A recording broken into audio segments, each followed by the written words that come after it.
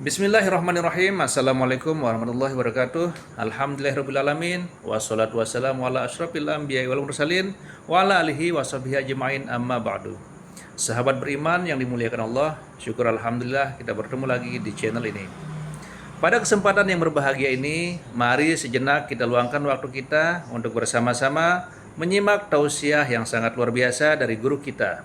Tentunya banyak sekali ilmu, hikmah, dan manfaat yang bisa kita jadikan pelajaran dalam kehidupan kita sehari-hari.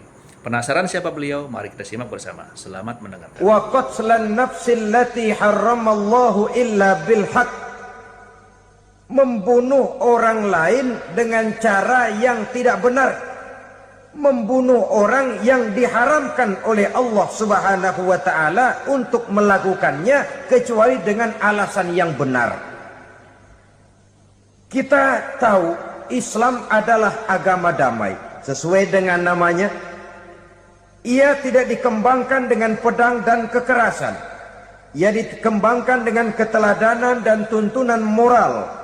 Oleh karena Islam bukan agama kekerasan, Islam pun tidak mementingkan dan mengajarkan kekerasan kecuali dengan alasan yang benar dan bisa dipertanggungjawabkan. Membunuh dengan sengaja, menghilangkan nyawa orang lain tanpa alasan yang bisa dibenarkan adalah merupakan dosa besar dan satu di antara 7 perkara yang bisa mendatangkan kerusakan dalam kehidupan dan yang hendaknya harus kita jauhi.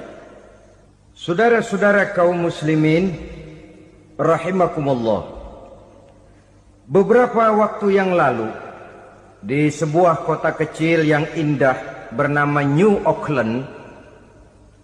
Saudara tahu New Auckland? Itu dari Gunung Kidul masih ngidul lagi. Pernah diadakan satu seminar yang membicarakan bagaimana menyelamatkan masyarakat manusia dari bahaya Perang Dunia Ketiga. Diperkirakan kalau terjadi Perang Dunia Ketiga, manusia tidak akan tersisa. Sebab apa? Pada waktu itu, cadangan nuklir yang dimiliki oleh bersama Amerika dan Rusia konon sudah sanggup memusnahkan 6 miliar manusia pada saat jumlah manusia baru 5 miliar. Jadi kelebihan nuklir dunia ini. Kalau terjadi Perang Dunia Ketiga, sulit manusia untuk tersisa. Maka dibahaslah di dalam seminar itu, wah, supaya tidak terjadi Perang Dunia Ketiga, maka perlombaan membuat senjata-senjata canggih, alat-alat pembunuh modern harus segera dibatasi. Dibahas, tidak mungkin kita membatasi perlombaan membuat senjata. Kenapa? Makin maju ilmu dan teknologi, makin canggih senjata yang ditemukan. Atom sudah meningkat menjadi nuklir, nuklir sudah meningkat menjadi neutron, dan kita tahu bom yang bernama neutron ini bom yang cukup membunuh tanpa perlu merusak. Artinya kalau dia diledakkan di kota kita ini, bangunan utuh, jembatan tidak ambruk, rumah-rumah tetap berdiri, tapi semua yang bernama hidup mati. Itu katanya lebih sopan dari bom atom. Sebab kalau si atom ini sudah membunuh, merusak pula. Neutron cukup membunuh saja tanpa perlu merusak.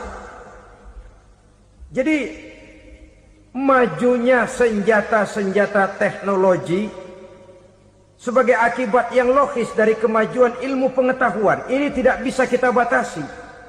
Dan memang sebenarnya yang bahaya bukan senjatanya, tapi manusia yang mengendalikan senjata itu. Mereka kembali kepada prinsip the man behind the gun. Bukan senjatanya yang bahaya, tapi manusia yang mengendalikan senjata itu yang bahaya. Walaupun senjatanya modern, katakanlah model M16 umpamanya, kalau yang mengendalikannya orang beriman, insya Allah aman. Tapi biar megang cuma senapan angin, kalau yang megang orang brutal, ngeri kita deket-deket. Apalagi kalau memang bukan ahlinya menggunakan senjata, bisa ngeker kaki kena jidat.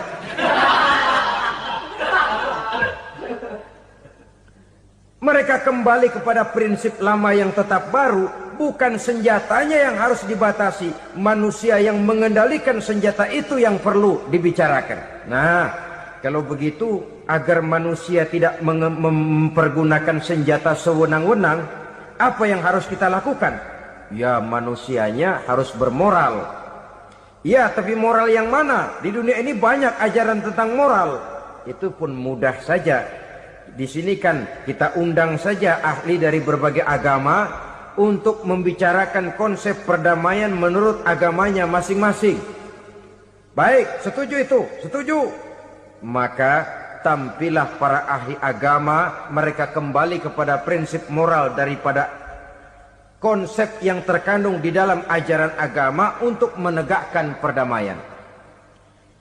Mula-mula naiklah ahli dari agama Hindu, dibacakan konsep perdamaian menurut ajaran agama Hindu, bahwa untuk damai manusia harus meninggalkan nafsu keduniaannya, menempuh samsara dan sebagainya untuk mencapai nirwana, menjauhi kemegahan dan kemewahan dunia. Ini lalu dibahas, rasanya juga tidak mungkin ini. Kemudian dari agama Nasrani, bahwa untuk damai manusia harus menciptakan sifat kasih sayang. Kalau ditampar pipi kiri, berikan pipi yang kanan. Kalau diberikan selendang, berikan baju. Nanti orang kasihan, lalu dia tidak akan nampar lagi. Ketika ini dibahas, ternyata rasanya pun tidak mungkin bisa diterima. Karena apa? Di zaman sekarang orang ditampar pipi kiri, dikasih pipi kanan. Bukan kasihan, gemes. Damai belum tentu, bonyok udah jelas. Lalu ketika dibacakan konsep perdamaian menurut Quran, di mana disampaikan ayat wa jazaa'u sayyi'atin sayyi'atun misluha faman afa wa aslaha fa ajruhu 'ala Allah.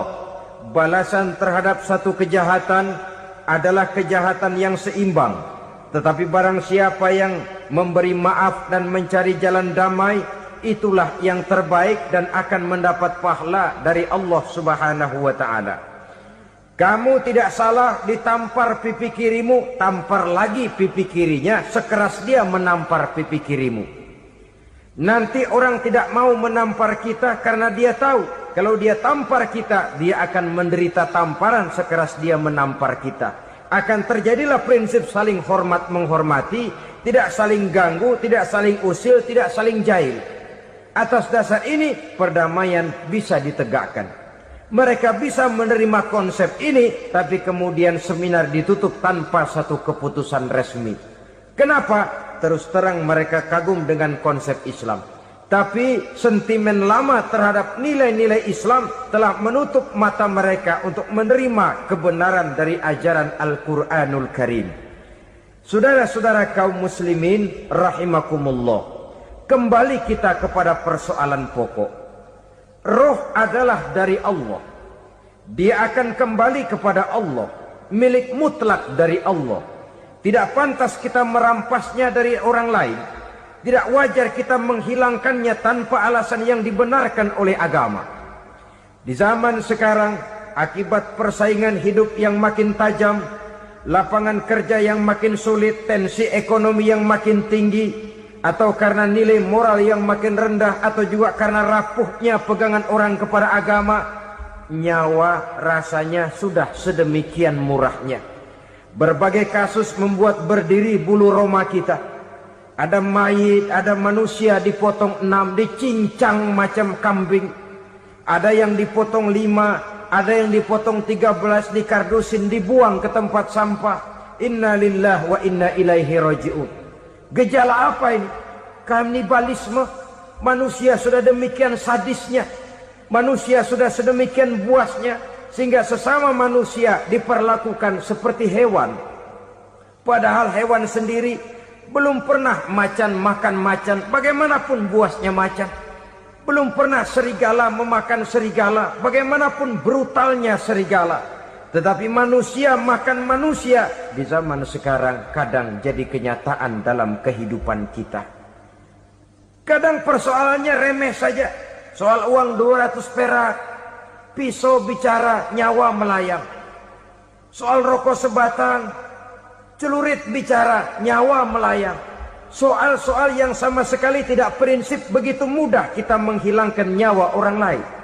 Padahal Nabi pernah memperingatkan, apabila dua orang muslim sudah berkelahi dan berbunuh-bunuhan, al-qatil wal maqtul finnar, yang membunuh dan yang terbunuh dua-duanya neraka. Sahabat heran, ya Rasul, kalau yang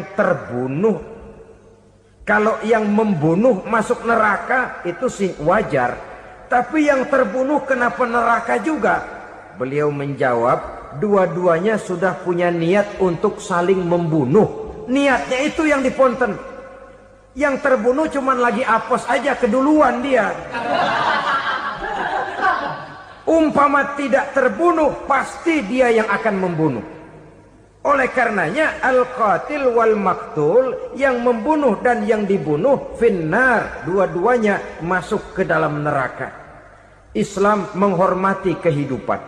Tidak hanya terbatas kepada sesama muslim, orang-orang yang berlainan agama pun yang mau hidup berukun, damai, berdampingan dengan umat Islam, jiwa mereka, darah mereka dilindungi oleh nilai-nilai Islam yang disebut dengan kafir zimmi ini. Mengganggu mereka sama saja dengan mengganggu aku, kata Nabi. Jadi oleh karena itu, sayangilah sesama. Kehidupan adalah anugerah Allah. Bukan wewenang kita untuk mencabutnya dari orang lain. Bukan wewenang kita untuk merampas dan menghilangkannya dari orang lain. Apa yang tidak enak terjadi pada diri kita, begitu pula lah apabila terjadi pada diri orang lain. Sehingga Nabi mengatakan, la yu'minu ahadukum hatta yuhibba li akhihi ma yuhibbu li nafsihi. Belum dikatakan beriman seseorang kamu apabila dia belum mencintai saudaranya seperti ia mencintai dirinya sendiri. Apa yang enak dirasakan oleh orang lain, enak juga dirasakan oleh dia. Mengukur orang lain dengan diri sendiri. Kalau orang lain tanpa salah saya fitnah, kalau saya tanpa salah difitnah orang, enak apa enggak? Enggak, orang lain juga begitu. Kalau orang lain tanpa salah saya tempeleng kepalanya, enak apa tidak? Tidak. Orang lain juga begitu. Yang tidak enak terjadi pada diri kita, tentu tidak enak juga kalau terjadi pada orang lain. Mengukur orang lain dengan diri sendiri, sehingga tidak timbul sifat egois, tidak menari di atas bangkai orang lain, tidak mendirikan kebahagiaan di atas untayan air mata orang lain.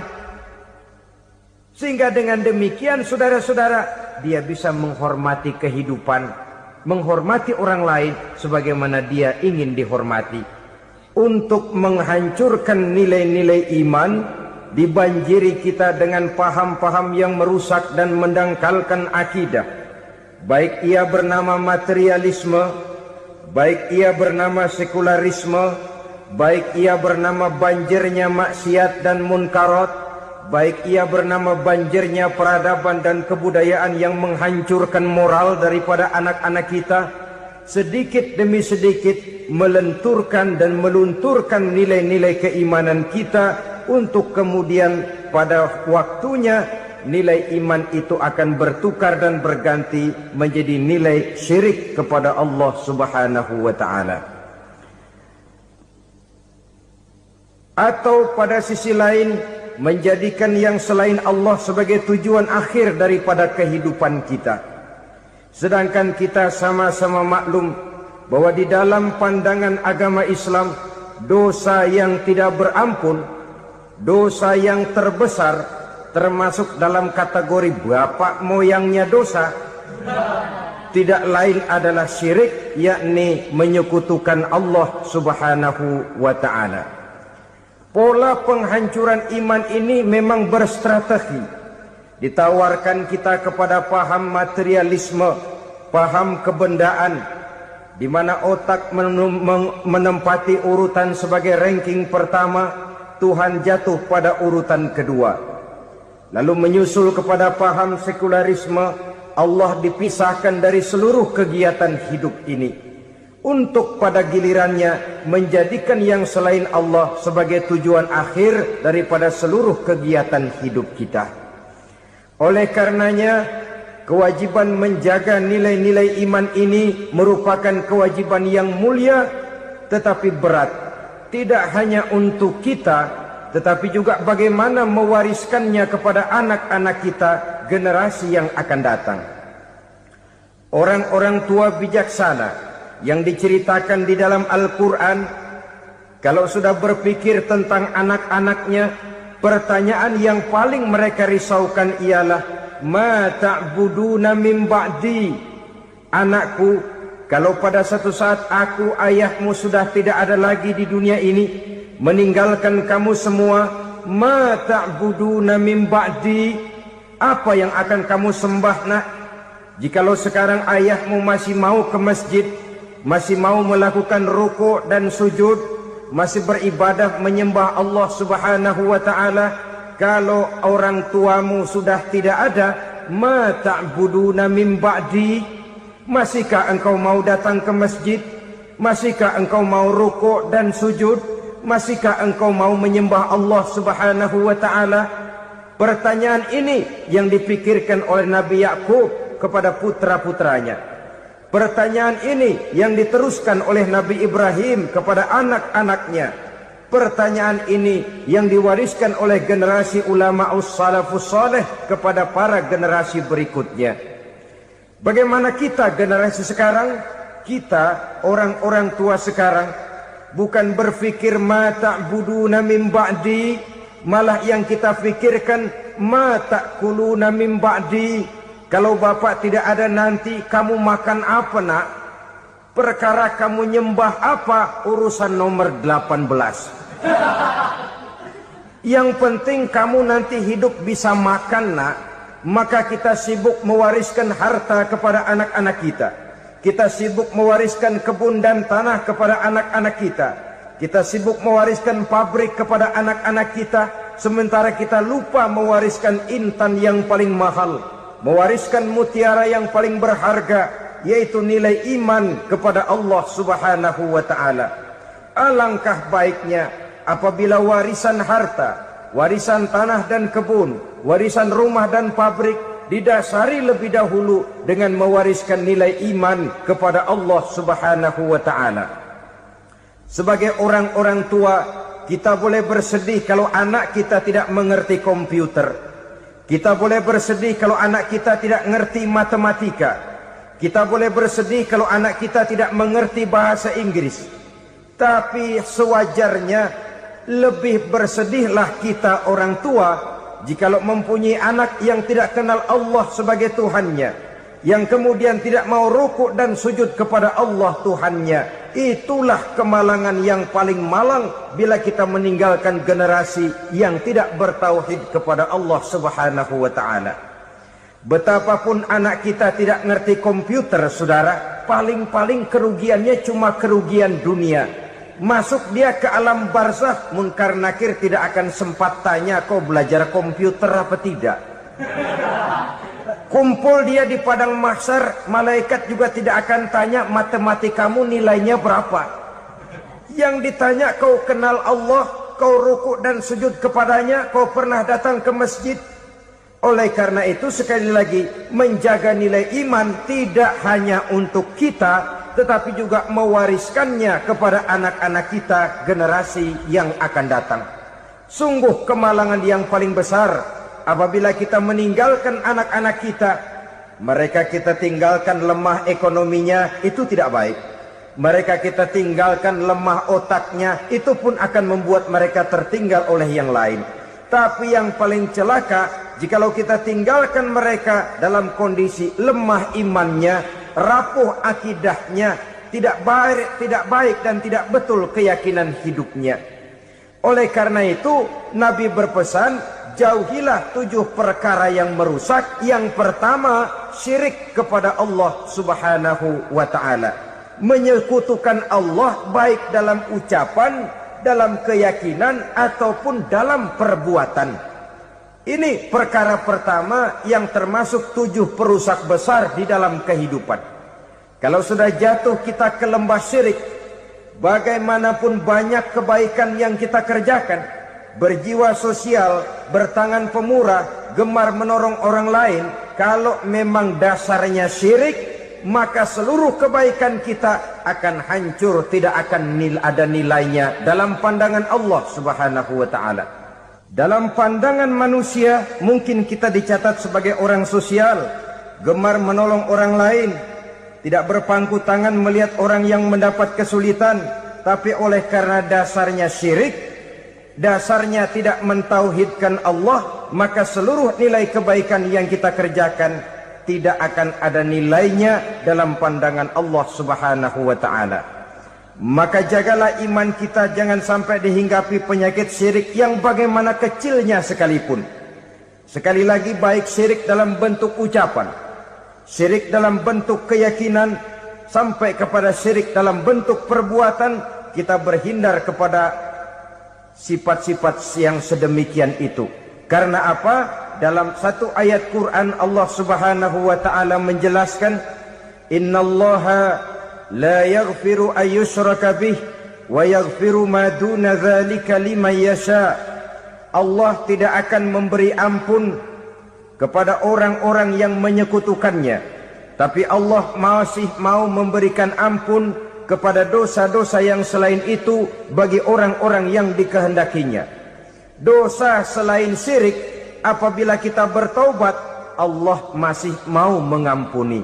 Tapi kalau sudah jatuh ke tempat syirik, itu sudah dosa yang tidak berampun. Taubatnya tidak lain melepas syirik, kembali kepada tauhid, berkeyakinan bahwa hanya ada Allah Subhanahu wa taala, Tuhan satu-satunya yang lam yalid walam yulad walam yakul lahu kufuwan ahad. Tidak beranak, tidak pula diperanakkan, dan tidak satu pun yang dapat menyerupai Tuhan Allah Subhanahu wa taala. Saudara-saudara kaum muslimin rahimakumullah, bahwa kita di zaman sekarang memang tidak menyembah berhala, ya. Bahwa kita tidak berterang-terangan mengatakan Tuhan lebih dari satu, memang. Bahwa kita tidak berkeyakinan Tuhan itu punya anak atau diperanakkan, tentu. Tapi dalam perbuatan dan i'tiqad, kita kadang-kadang jatuh tanpa kita sadari ke tempat yang bernama syirik ini. Oleh karenanya, di zaman di mana teknologi makin canggih, di mana kemajuan pembangunan makin menjangkau berbagai aspek kehidupan, diperlukan keseimbangan antara kemajuan fisik material dengan kemajuan mental spiritual. Apabila tidak ada keseimbangan yang terwujud, tentulah kepincangan yang diawali dengan pincangnya cara kita berpikir, sehingga pada akhirnya akan mengarah kepada pincangnya cara kita berbuat dan bertindak di dalam kehidupan kita. Oleh karena itu Nabi berpesan, jauhilah sifat syirik, karena syirik merupakan dosa yang teramat besar. Ini sifat merusak yang pertama. Yang kedua, kata Nabi, wasihra, jauhilah sihir. Sihir ini juga termasuk perkara yang merusak kehidupan. Kita semua sama-sama maklum bahwa sihir sebenarnya bukan persoalan baru. Sejak sebelum datang Islam, sihir itu sudah ada. Di zaman Yunani kuno, sihir ada. Di zaman Mesir kuno, di zaman Cina kuno, dan yang lain-lain yang serba kuno, sihir itu sudah ada. Bahkan para nabi pun, para rasul yang diutus oleh Allah Subhanahu wa taala, senantiasa berhadapan dengan ahli-ahli sihir untuk menguji kebenaran dari misi yang mereka bawa. Sihir adalah perbuatan di luar kebiasaan yang bisa dikerjakan oleh ahlinya dengan bantuan jin atau setan. Hukum mempelajari sihir adalah haram, mengamalkannya lebih haram lagi. Sebab itu saudara-saudara, sihir merupakan perbuatan merusak yang harus kita jauhi. Ciri-ciri daripada perbuatan sihir, pertama, ia mengandung tipuan, bayangan khayal. Di zaman Nabi Musa misalnya, orang melihat tambang-tambang itu seperti ular. Nabi Musa melayangkan tongkatnya menjadi ular-ular besar yang memakan ular-ular kecil ciptaan tukang-tukang sihir Fir'aun tadi. Lalu sihir bisa terjadi dengan bantuan jin kafir atau setan. Kemudian ciri yang ketiga, sifatnya halus dan tersembunyi. Taruh kata ada seorang ahli sihir yang mempergunakan ayat-ayat Quran sebagai jompa-jampe, sebagai baca-bacaan, itu cuma sekedar kedok. Tujuannya tidak lain menjadikan agama sebagai ketok untuk membenarkan cara yang dimurkai oleh Allah Subhanahu wa ta'ala. Masya Allah, sangat luar biasa tausiah yang sudah disampaikan oleh guru kita. Sahabat beriman yang dimuliakan Allah, tetaplah di channel ini karena kajian ini belum selesai. Dan masih banyak lagi hal-hal menarik yang akan kita dengarkan bersama dari guru kita. Tetaplah di channel ini dan mari kita lanjutkan kembali. Satu hadis yang diriwayatkan oleh Imam Bazar dan Tabrani, Nabi berpesan, "Laisa minna man tatayyara lahu au takahhana au tukuhhina lahu au sahira lahu." Tidak termasuk ke dalam golonganku, kata Nabi. Tidak termasuk umatku. Siapa mereka? Man tatayyara lahu, orang yang bertatoyur. Apa tatoyur itu? Dari kalimat toyaro, artinya terbang. Toir biasa diartikan dengan burung. Tatoyaro percaya kepada suara-suara burung. Man tatayyara lahu, mempercayai, meyakini dengan benar-benar kepada suara beburungan. Kan suka ada itu, nah bunyi burung tuh, maling liwat. Maling liwat. Burung bunyi, maling liwat. Itu termasuk tatayyara lahu, percaya kepada suara burung. Kan aneh kalau suara orang nggak dipercaya, suara burung malah dipercaya. Ada ustadz ceramah, kiai ngaji, nggak mau didengerin, burung dengerin bener. Nah, suaranya dari sebelah mana? Belah kulon. Nah, itu tandanya ano. Habis dihitung-hitung. Itu termasuk tatayyara lahu. Au takahana, atau bertenung, au tukuhina, atau minta ditenungkan.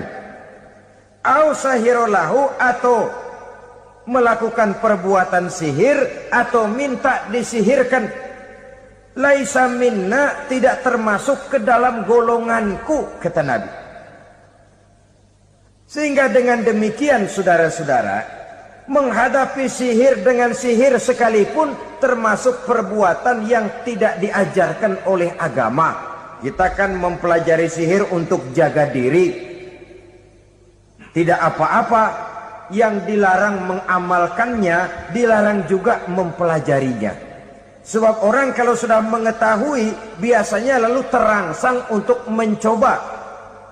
Kalau percobaannya berhasil, biasanya terangsang untuk coba lagi dan coba lagi.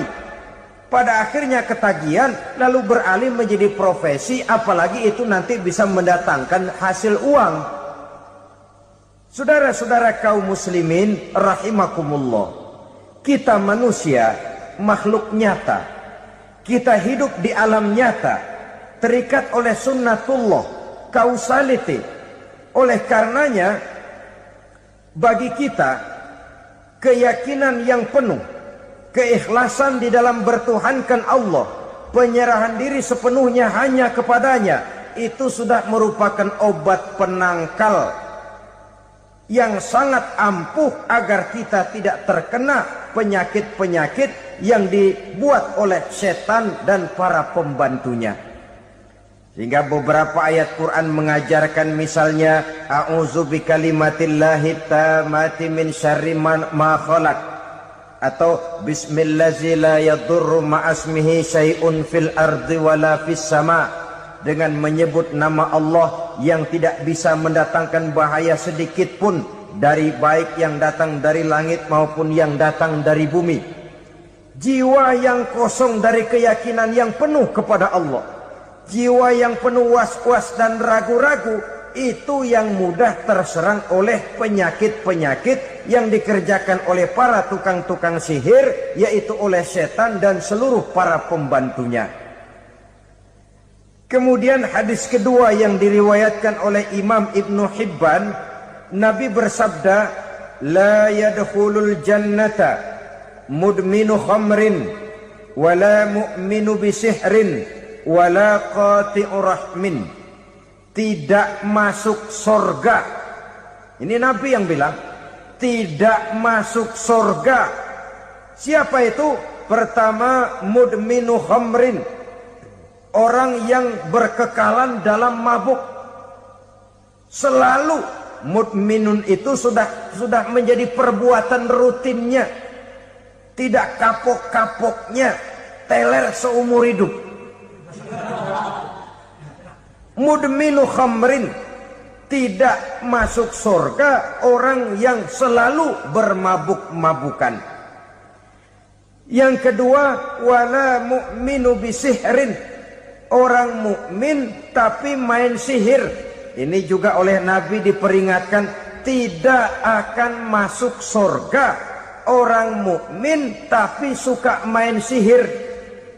Wala qati'u rahmin, dan tidak juga orang yang memutuskan silaturahmi. Tiga macam manusia yang diperingatkan Nabi tidak akan masuk surga: orang yang selalu mabuk, orang mukmin yang main sihir, dan orang yang memutuskan silaturahmi. Saudara-saudara kaum muslimin rahimakumullah. Lalu orang berkata, kenapa dilarang kita bersihir? Padahal Rasul sendiri kan punya mukjizat. Nah, kita memang harus membedakan antara mukjizat dengan sihir. Dalam kehidupan agama, kita kenal ada yang namanya mukjizat, ada yang namanya karomah atau keramat biasa diucapkan, ada yang namanya maunah, ada yang namanya irhas, ada juga yang namanya sihir. Kesemuanya ini berbeda, saudara-saudara. Yang dinamakan mukjizat itu khusus untuk para rasul saja. Satu kejadian luar biasa yang terjadi dilakukan oleh rasul atas izin dari Allah Subhanahu wa taala. Perbedaannya dengan sihir jelas. Sihir dari setan, mukjizat dari Allah. Sihir bisa dipelajari, mukjizat tidak. Sihir umumnya untuk maksud-maksud yang tidak baik, sedangkan mukjizat untuk memperkuat kebenaran yang disampaikan oleh para rasul dan ditentang oleh umatnya. Bahkan kafir Quraisy dahulu menganggap orang-orang ahli sihir itu berada dalam satu posisi yang hina, sehingga mereka mengatakan dan menuduh Nabi Muhammad sebagai tukang sihir. Tuduhan sebagai tukang sihir adalah tuduhan yang sangat aib dan hina. Di tengah masyarakat kufar jahiliyah, kedudukan tukang sihir dipandang sebagai kedudukan yang hina, sehingga mereka mengejek Nabi dengan sebutan tukang sihir. Jadi mukjizat hanya untuk Rasul saja. Kemudian karomah. Karomah ini asal kata dari karomah, kehormatan, kemuliaan yang diberikan Allah kepada hamba-hambanya yang rajin mendekatkan diri kepadanya. Oleh karena ketekunannya melaksanakan ibadah, Allah memberikan keistimewaan kepada orang itu, yang dengan keistimewaannya dia bisa mengerjakan yang tidak bisa dikerjakan oleh orang lain. Karomah hanya bisa dicapai dengan prestasi ibadah. Kalau sihir, mau ibadah apa enggak, asal dia belajar, bersatu dan berteman dengan setan, memenuhi persyaratan-persyaratan setan, biasanya lalu bisa. Sedangkan karomah tidak mungkin terwujud tanpa orang mendekatkan diri sedekat-dekatnya kepada Allah Subhanahu wa ta'ala. Maka kita lihat biasanya orang-orang yang punya ilmu sihir, mukanya rata-rata nggak enak dilihat. Kumuh, jauh dari air wudhu, jauh dari sujud kepada Allah, malah berteman dengan setan, menjadi pelayan-pelayannya setan. Saudara-saudara, adapun maunah, keistimewaan yang diberikan Allah kepada hamba-hambanya yang belum sampai kepada tingkat wali, tapi orang itu lebih banyak kebaikannya daripada kesalahannya. Umpamanya, saudara jalan bertiga. Di pinggir jalan, saudara ada pada posisi di tengah, lalu bertiga ini ketabrak mobil. Menurut perhitungan saudara mati lebih dahulu, tapi terjadi hal yang aneh, dua teman saudara mati, saudara malah cuma luka dan lecet sedikit saja. Apa itu? Kalau kita lebih banyak kebaikannya daripada kesalahannya, itu yang dinamakan maunah, pertolongan yang diberikan Allah kepada hamba-hambanya yang lebih banyak kebaikannya daripada kesalahannya. Sedangkan yang dinamakan irhas, kejadian luar biasa pada diri seseorang pada waktu dia masih kecil, yang menunjukkan tanda-tanda keistimewaannya. Itu umumnya pada para nabi pada usia kecilnya sudah ada irhas, tanda-tanda istimewa. Jelas baik mukjizat, karomah, maunah maupun irhas berbeda dengan sihir. Sihir ini jelas saja merupakan bantuan dan persekutuan antara manusia dengan setan. Padahal setan, kata Allah dalam Al-Quran, innahu lakum aduwwum mubin, sesungguhnya setan bagi kamu adalah musuh yang sangat jelas. Saudara-saudara kaum muslimin rahimakumullah, di zaman sekarang dalam menghadapi beban kehidupan yang makin pelik, menghadapi stres yang tidak kunjung selesai, menghadapi persoalan-persoalan yang teramat berat, orang sering mencari jalan keluar kepada hal-hal yang menurut pendapatnya bisa meringankan beban moralnya itu. Pergilah dia mencari sesuatu yang dapat meringankan bebannya. Dan tidak jarang yang jatuh ke pangkuan tukang-tukang tenung, ke pangkuan tukang-tukang sihir, yang mereka itu oleh Quran dijelaskan kadzabal munajjimun walau sodaku. Tukang-tukang tenung, tukang-tukang sihir, mereka itu bohong walaupun benar. Maksudnya bohong walaupun benar, artinya kalau yang mereka kerjakan benar, itu sih kebenaran. Benar dengan kebenaran itu lain. Kebenaran, kebetulan bisa, tapi tidak untuk selalu. Apalagi kalau itu sudah membahayakan kehidupan orang lain. Jadi oleh karena itu Nabi berpesan, jauhilah daripada sihir. Kalau sudah jauhilah dari sihir, artinya ya jauhilah daripada mempelajarinya, jauhilah daripada bergaul dengan orang-orang yang ahli di bidang itu, karena dari pergaulan segalanya bisa menular. Baiklah saudara, ini yang kedua. Yang ketiga pesan Nabi, wa qatlan nafsil lati harramallahu illa bil haqq, membunuh orang lain dengan cara yang tidak benar, membunuh orang yang diharamkan oleh Allah Subhanahu wa ta'ala untuk melakukannya kecuali dengan alasan yang benar. Kita tahu Islam adalah agama damai, sesuai dengan namanya. Ia tidak dikembangkan dengan pedang dan kekerasan. Ia dikembangkan dengan keteladanan dan tuntunan moral. Oleh karena Islam bukan agama kekerasan, Islam pun tidak mementingkan dan mengajarkan kekerasan kecuali dengan alasan yang benar dan bisa dipertanggungjawabkan. Membunuh dengan sengaja, menghilangkan nyawa orang lain tanpa alasan yang bisa dibenarkan adalah merupakan dosa besar dan satu di antara 7 perkara yang bisa mendatangkan kerusakan dalam kehidupan dan yang hendaknya harus kita jauhi. Saudara-saudara kaum muslimin rahimakumullah, beberapa waktu yang lalu di sebuah kota kecil yang indah bernama New Auckland. Saudara tahu New Auckland? Itu dari Gunung Kidul masih ngidul lagi. Pernah diadakan satu seminar yang membicarakan bagaimana menyelamatkan masyarakat manusia dari bahaya Perang Dunia Ketiga. Diperkirakan kalau terjadi Perang Dunia Ketiga, manusia tidak akan tersisa. Sebab apa?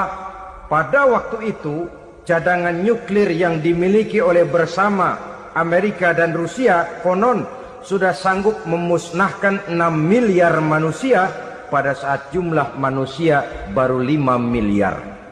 Jadi kelebihan nuklir dunia ini.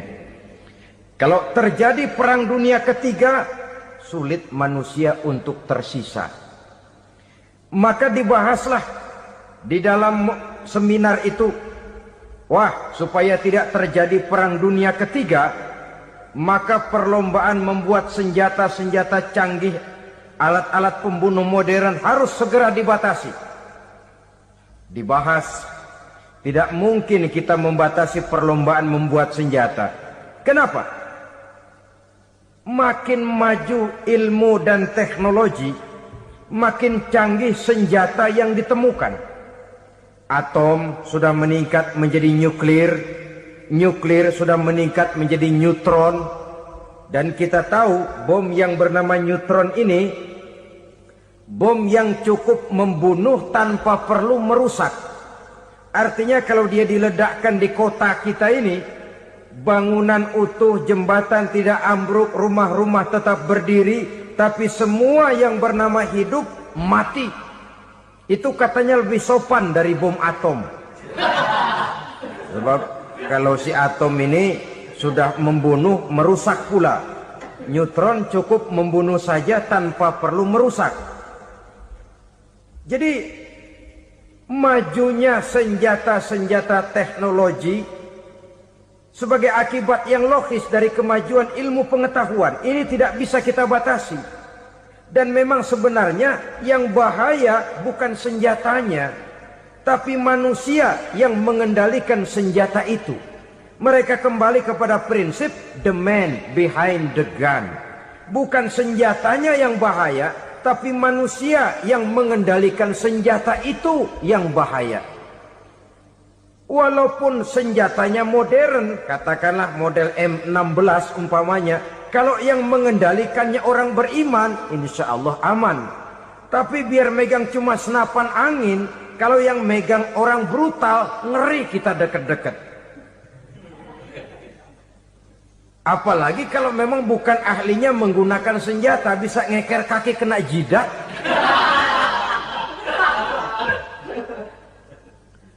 Mereka kembali kepada prinsip lama yang tetap baru, bukan senjatanya yang harus dibatasi, manusia yang mengendalikan senjata itu yang perlu dibicarakan. Nah, kalau begitu agar manusia tidak mempergunakan senjata sewenang-wenang, apa yang harus kita lakukan? Ya, manusianya harus bermoral.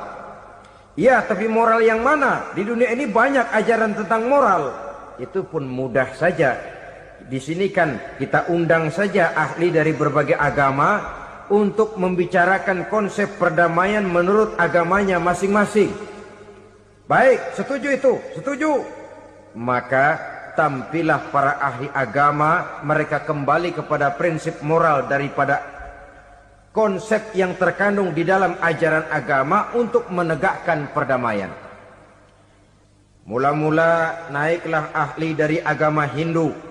Dibacakan konsep perdamaian menurut ajaran agama Hindu, bahwa untuk damai manusia harus meninggalkan nafsu keduniaannya, menempuh samsara, dan sebagainya untuk mencapai nirwana, menjauhi kemegahan dan kemewahan dunia.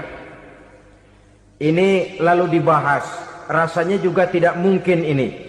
Kemudian dari agama Nasrani, bahwa untuk damai manusia harus menciptakan sifat kasih sayang. Kalau ditampar pipi kiri, berikan pipi yang kanan. Kalau diberikan selendang, berikan baju. Nanti orang kasihan, lalu dia tidak akan nampar lagi. Ketika ini dibahas, ternyata rasanya pun tidak mungkin bisa diterima. Karena apa? Di zaman sekarang orang ditampar pipi kiri, dikasih pipi kanan. Bukan kasihan, gemes. Damai belum tentu, bonyok udah jelas. Lalu ketika dibacakan konsep perdamaian menurut Quran, di mana disampaikan ayat wa jazaa'u sayyi'atin sayyi'atun misluha faman afa wa aslaha fa ajruhu 'ala Allah. Balasan terhadap satu kejahatan adalah kejahatan yang seimbang, tetapi barang siapa yang memberi maaf dan mencari jalan damai, itulah yang terbaik dan akan mendapat pahala dari Allah Subhanahu wa ta'ala. Kamu tidak salah ditampar pipi kirimu, tampar lagi pipi kirinya sekeras dia menampar pipi kirimu. Nanti orang tidak mau menampar kita karena dia tahu kalau dia tampar kita, dia akan menderita tamparan sekeras dia menampar kita. Akan terjadilah prinsip saling hormat menghormati, tidak saling ganggu, tidak saling usil, tidak saling jahil. Atas dasar ini perdamaian bisa ditegakkan. Mereka bisa menerima konsep ini, tapi kemudian seminar ditutup tanpa satu keputusan resmi. Kenapa? Terus terang mereka kagum dengan konsep Islam, tapi sentimen lama terhadap nilai-nilai Islam telah menutup mata mereka untuk menerima kebenaran dari ajaran Al-Quranul Karim. Saudara-saudara kaum muslimin rahimakumullah, kembali kita kepada persoalan pokok.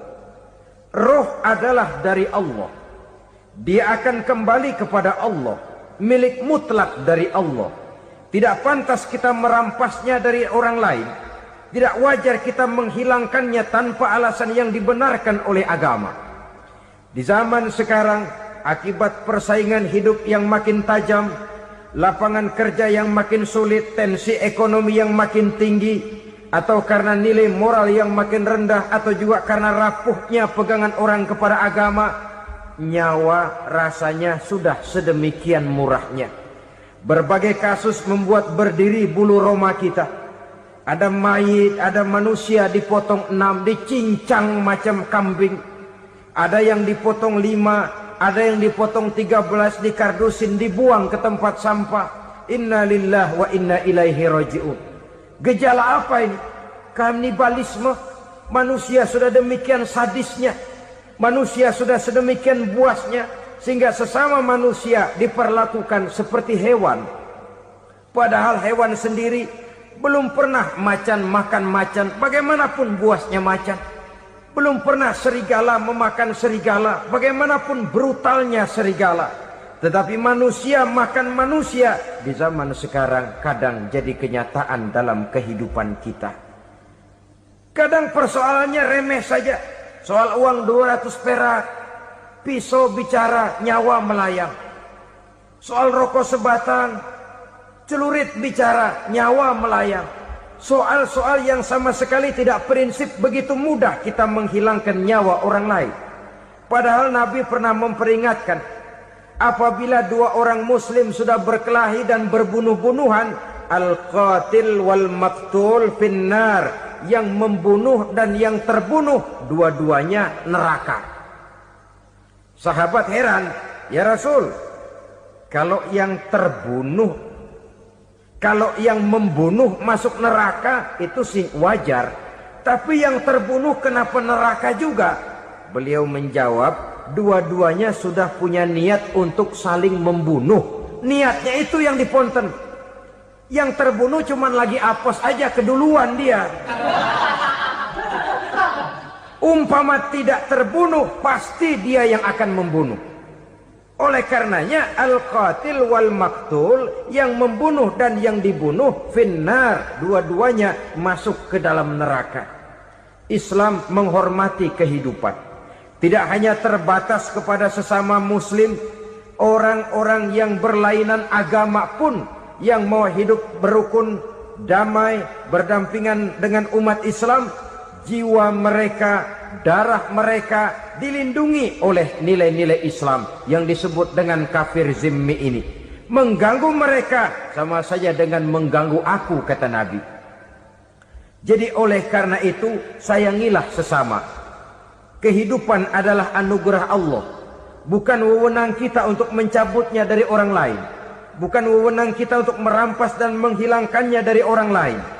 Apa yang tidak enak terjadi pada diri kita, begitu pula lah apabila terjadi pada diri orang lain.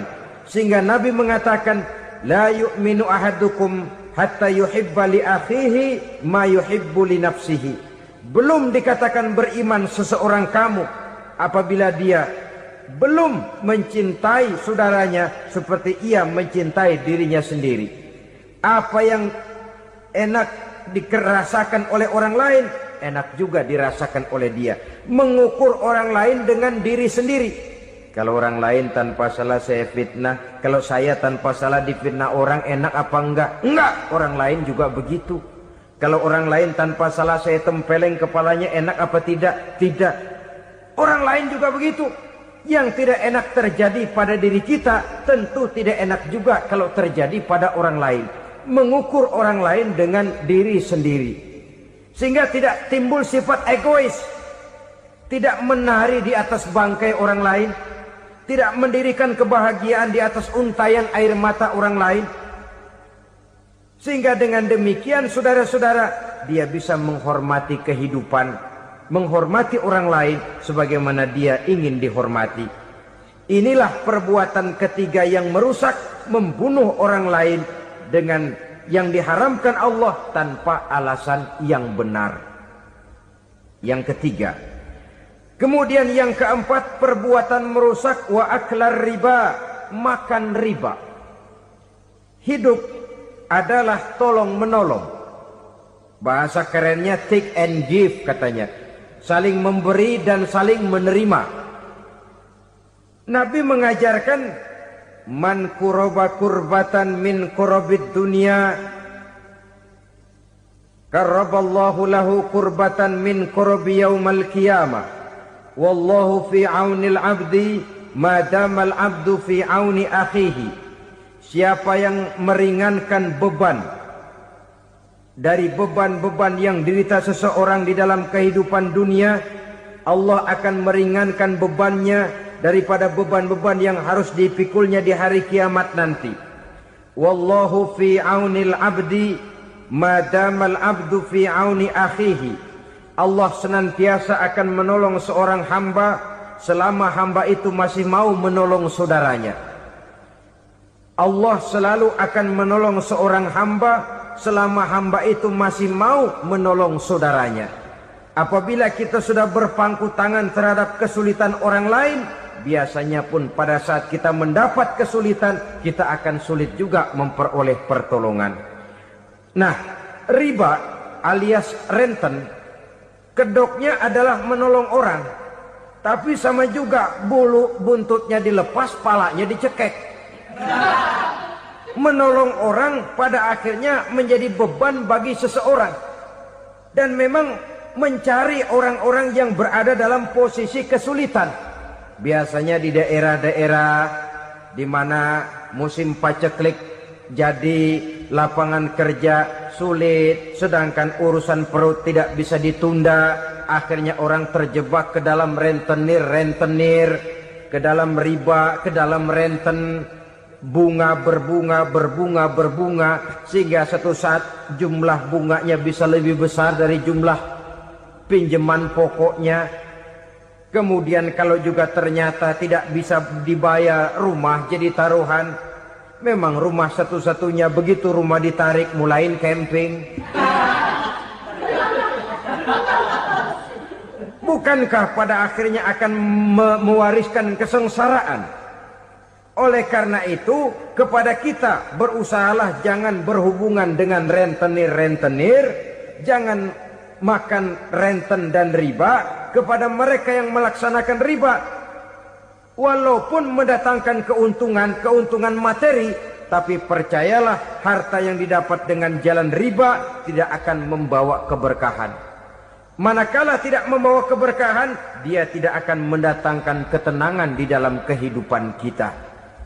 Oleh karenanya, memakan harta riba termasuk perbuatan yang merusak sendi-sendi kehidupan sosial, merusak kehidupan orang lain, merusak kehidupan masyarakat, tetangga, pergaulan, dan sebagainya. Yang kelima, wa akla malil yatim, memakan harta anak yatim dengan cara yang zalim. Nih, memang lezat. Anak yatim itu nggak tahu urusan apa-apa. Kita diamanahkan untuk mengurusinya. Kadang-kadang dibentuklah panitia penyantunan yatim piatu. Yatimnya mah tetap kelaparan, panitianya yang pada gendut.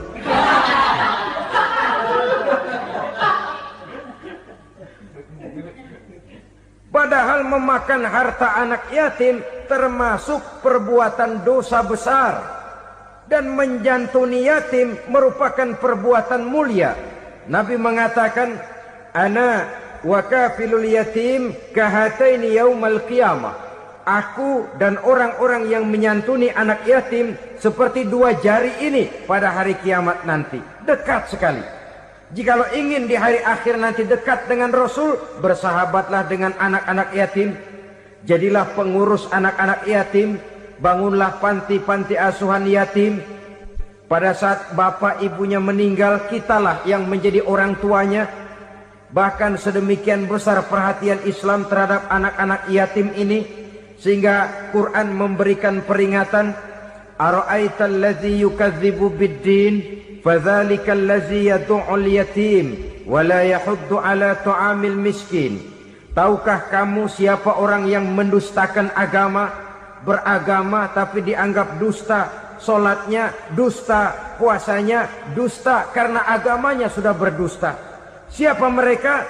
Fazalikal ladzi yad'ul yatim, orang yang menyia-nyiakan anak yatim, wala yahuddu ala ta'amil miskin, dan tidak pernah memberi makan kepada orang-orang yang menderita kemiskinan. Menyia-nyiakan, meninggalkan anak yatim termasuk perbuatan yang divonis kita sebagai orang yang mendustakan agama. Saudara-saudara kaum muslimin rahimakumullah, maka sangat dicela mengeksploitir anak-anak yatim, menjadikan mereka sebagai kedok untuk mencari kekayaan pribadi. Tetapi jikalau ikhlas, ganjarannya sangat besar, nilai pahalanya sangat besar. Menyantuni yatim tidak hanya setahun sekali. Kalau Muharram pakai istilah lebaran yatim. Dibentuklah panitia, diberilah beras, uang 4-5 ribu rupiah. Alhamdulillah. Tapi jangan lupa, si yatim tidak hidup cuma satu hari. Dia tidak hidup cuma di bulan Muharram saja. Dia hidup 12 bulan dalam setahun. Sebagaimana anak-anak yang lain, dia juga berhak punya masa depan. Dia juga berhak menikmati bangku sekolah. Dia berhak mengenyam arti dan makna pendidikan. Dia berhak membekali diri dengan ilmu dan pengetahuan seperti halnya anak-anak yang lain. Maka kita yang diberikan keluasan oleh Allah, ingatlah itu. Bersahabatlah dengan anak-anak yatim, santuni mereka. Perkara setahun sekali di bulan Muharram, alhamdulillah, itu bagus, bin Thayyib alias baik. Tapi tentu dan tentu sekali lagi, si yatim tidak hanya hidup di bulan Muharram. Dia hidup 12 bulan dalam setahun, 24 jam di dalam sehari.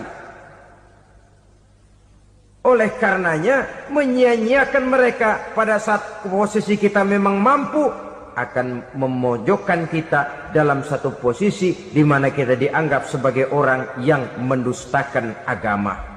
Memakan harta anak yatim dengan cara yang zolim. Bapaknya udah meninggal, kebunnya lebar, anaknya dikelecehin. Nah, Dah, kamu nggak usah pusing, nanti saya yang ngurus. Akhirnya bukan ngurus, nguras. Si yatim mungkin tidak tahu bahwa dia disia-siakan, haknya diambil, miliknya dizolimi. Tapi Allah yang akan membalasnya dengan seadil-adilnya. Maka makan harta anak yatim biasanya balasannya tokcer bin paten. Nggak banyak selang tempo itu, nggak percaya cobain dah.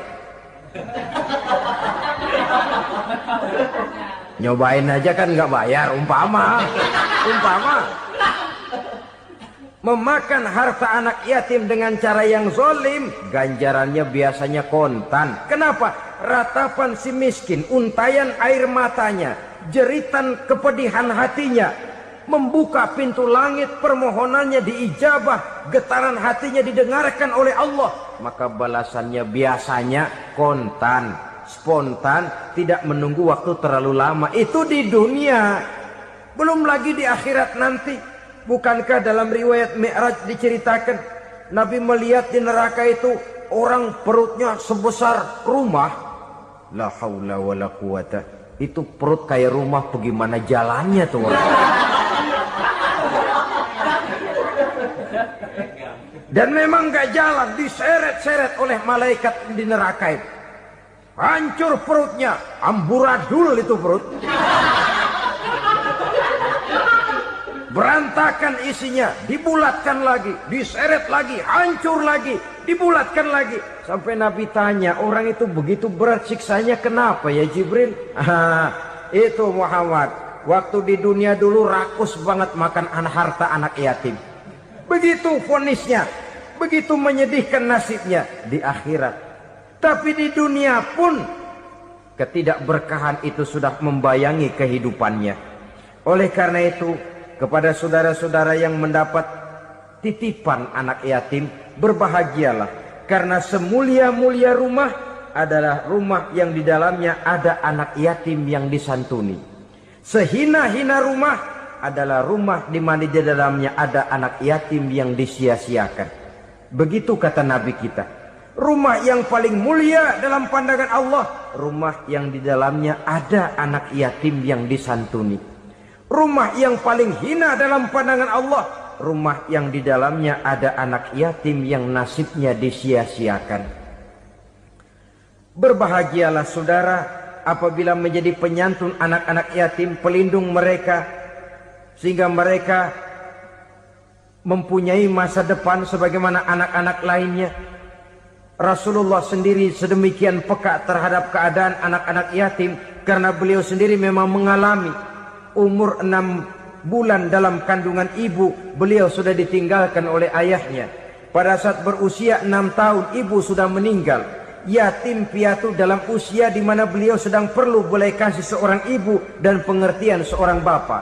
Kepekaan itu lalu timbul, bahkan kemudian sampai kepada beliau berkata, aku dan orang yang menyantuni anak yatim seperti jari tengah dan jari telunjuk di hari akhirat nanti. Sedemikian dekatnya. Baiklah ya, jadi yang kelima, memakan harta anak yatim. Jauhi karena ini perbuatan yang merusak. Yang keenam, watawalli yaumaz zahfi. Melarikan diri pada hari pertempuran. Apa ini? Khianat. Tidak konsekuen dengan konsep perjuangan. Pada mulanya keras benar teriak, berantas korupsi, ganyang korupsi. Cuma karena belum dapat giliran. Begitu dia naik dapat kesempatan, korupsinya lebih edan dari yang diteriakinya. Ini termasuk tawalli yaumaz zahfi. Berpaling pada hari peperangan. Di saat menghadapi musuh, kalau belum kelihatan musuh, teriaknya nyaring bener. Jangan takut demi kebenaran sampai titik darah yang paling penghabisan. Musuh belum kelihatan. Begitu musuh sudah kelihatan, paling dulu lari ke belakang. Kalau diajak berjuang ada saja alasannya. Sehingga Quran memberikan peringatan kepada kita semua. Mengapa kamu ini berat? Kalau sudah diajak berjuang di jalan Allah, kakimu seperti terhunjam berakar di perut bumi. Berat untuk melangkah berjuang. Lari dari pertempuran tidak konsekuen dengan konsepsi perjuangan. Mau enaknya saja. Dalam kondisi yang sulit lalu berpangku tangan. Ini termasuk ciri munafik yang di dalam Al-Quran disindir dengan bahasa kullama adha'a lahum masyaufi wa iza azlama alaihim qamu. Waktu terang mereka jalan, giliran gelap mereka mandek. Artinya, maksudnya, kalau giliran ada untungnya aja, rame-rame teriak Islam. Tapi begitu diminta berjuang, dituntut berkorban, rame-rame mundur. Waktu dilihat di Islam ada untungnya, rame-rame teriak Islam. Pak, saya Islam banget, Pak. KTP saya Islam, Pak. Pokoknya Islam banget dah. Tapi ketika diminta berjuang, dituntut sedikit berkorban, rame-rame mengundurkan diri. Tahun 65 PKI berontak. Waduh, waktu itu jadi orang Islam untung itu. Nggak dikejar-kejar, aman. Masjid rame, mobil-mobil mewah parkir di depan musola dan masjid. Kenapa? Waktu itu asal udah ke masjid aman. Islam selamat, untung. Tapi begitu keadaan aman, yang parkir di musola sepeda butut melulu.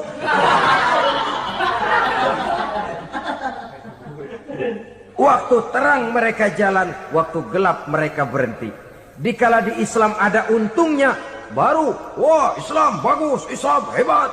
Tapi waktu dilihat ada kerugian, jangan bawa-bawa Islam dah. Jangan bicara soal Islam, ini kan bukan soal agama. Bukan soal agama. La haula wa la quwata illa billah. Beragama kita ambil talfik fid din, mengambil yang enteng-enteng saja dalam urusan beragama ini. Tidak konsekuen kita dengan Islam kita. Seolah kita mau memilih mana yang terasa cocok sama selera kita, kita teriak Islam. Beratan aja dikit, rame-rame berpaling. Itu termasuk tawalli yaumaz zahfi. Para pengkhianat mental-mental hipokrit.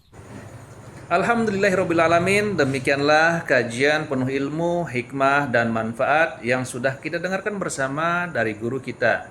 Semoga tausiah yang beliau sampaikan kepada kita semua menjadi ilmu yang bermanfaat dalam kehidupan kita sehari-hari. Dan semoga kita bisa istiqomah dalam mengamalkannya. Amin ya rabbal alamin. Sahabat beriman yang dirahmati Allah, terima kasih banyak sudah menyimak kajian ini sampai selesai. Doa dan harapan saya semoga sahabat semua selalu diberikan kesehatan, dimudahkan segala urusannya, dan dilancarkan rezekinya. Amin ya rabbal alamin. Demikian yang dapat saya bagikan. Kurang lebihnya mohon maaf. Sampai bertemu lagi di kajian berikutnya. Wabillahi taufiq wal hidayah. Waridha wal inayah. Wassalamualaikum warahmatullahi wabarakatuh.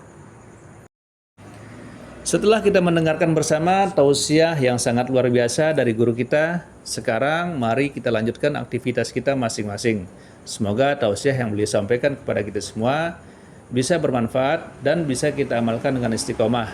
Selamat beraktivitas buat sahabat semua dan sukses selalu. Sampai bertemu lagi di video berikutnya. Wassalamualaikum warahmatullahi wabarakatuh.